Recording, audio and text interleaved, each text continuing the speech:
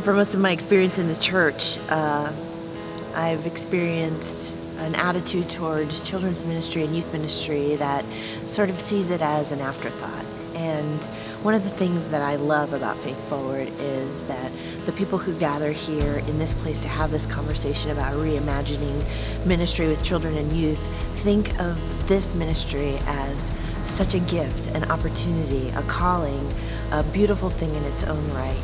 And I think it is important to say that children are the future of the church, but investing in them and creating spaces where they can come into the fullness of who they are as disciples of Jesus Christ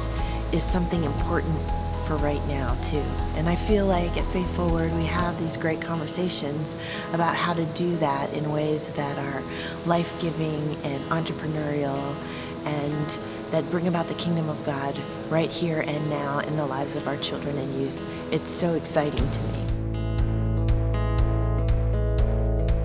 Well, I think for me as a pastor, I think that I'm on this constant quest to re-understand the presence and life and contribution of children and youth in my community of faith as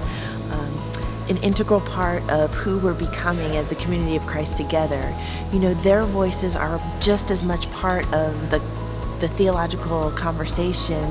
that we're having as we seek to live out who we're called to be as a community of faith. So I'm learning more and more how I can amplify their voices and listen harder and help the other adults in our community of faith to sit up and pay attention to these little but important voices.